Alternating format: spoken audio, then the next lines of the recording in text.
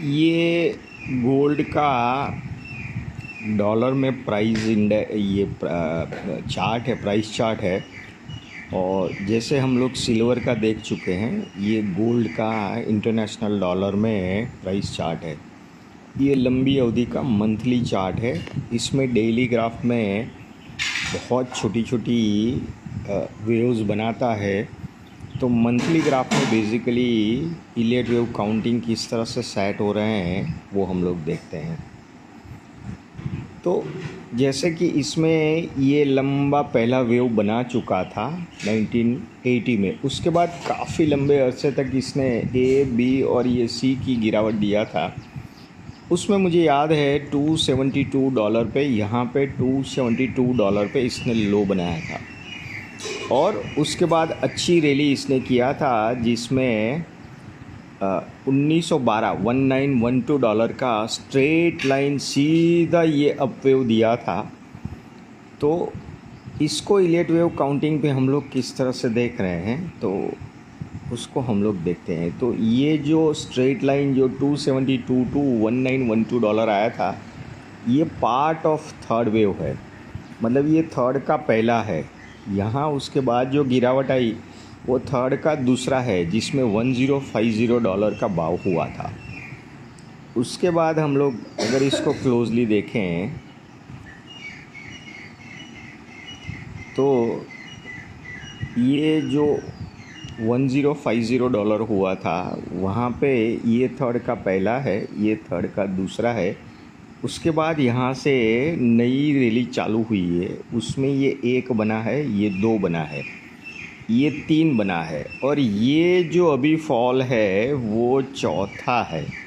अभी भी इसमें 5वां वेव आएगा जिसमें ये जो भाव बना था 2080 ऐसा कुछ बना था, 2180 सॉरी, जो बना था वो फिर से 5वें वेव में क्रॉस करने की उम्मीद है। तो कुल मिला के देखें तो ये पहला है, ये दूसरा है, ये तीसरा है। पहला, दूसरा, ये तीसरा है। और यहाँ से हम लोग देखेंगे ये ए, बी और सी। तो यहाँ पे चौथा ख़त्म हो चुका है, अब 5वें की उम्मीद कर रहे हैं। ये कॉमेक्स सिल्वर का डॉलर में प्राइस का ग्राफ है।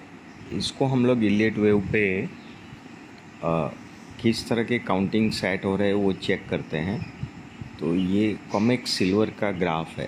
तो मिस्टर अरुण जैन ने गोल्ड और सिल्वर के बारे में अपने ग्रुप में कुछ पूछा है, तो उनके लिए ये मेरी जो भी नॉलेज है वो इलियट वेव काउंटिंग के हिसाब से शेयर कर रहा हूँ।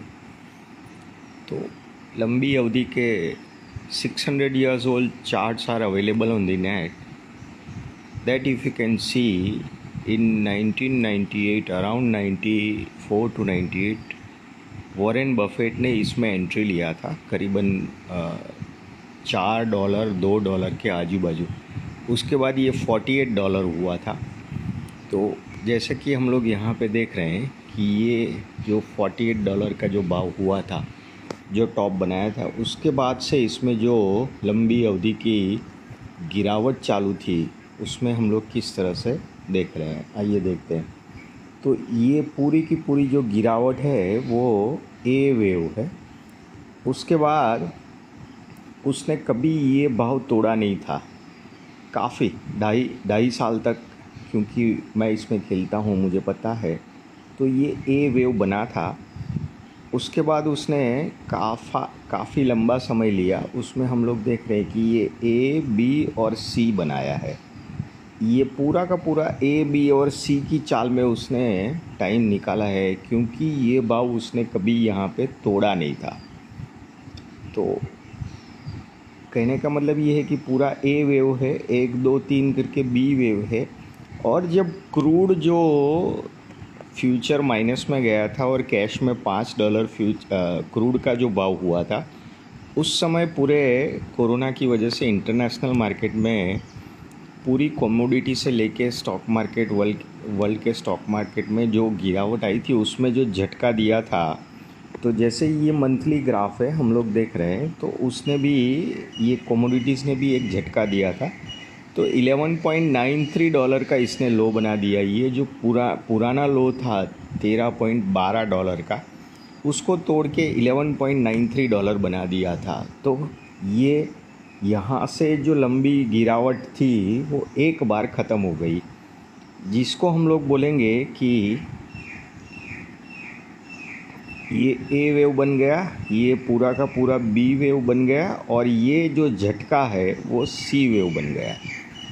उसके बाद से हम लोग देख रहे हैं कि इसमें काफ़ी अच्छी तरह, क्योंकि ये झटके में बहुत सारी पोजीशन है वर्ल्ड मार्केट में खाली हो गई थी, तो यहाँ से इसने फ्रेश अच्छी तरह नई रैली स्टार्ट की है।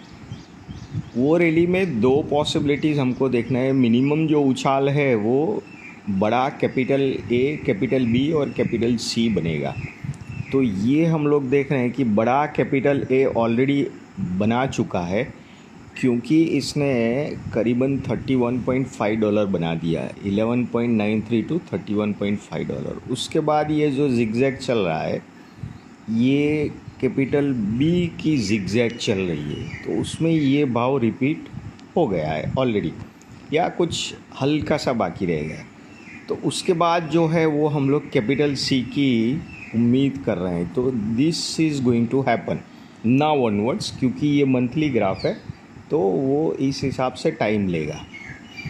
फिर से देखते हैं कि क्योंकि ए वेव स्ट्रेट लाइन से आया है, बी वेव का कॉम्प्लेक्स करेक्शन चल रहा है, जहाँ पे ऑलमोस्ट बी ख़त्म हो चुका है।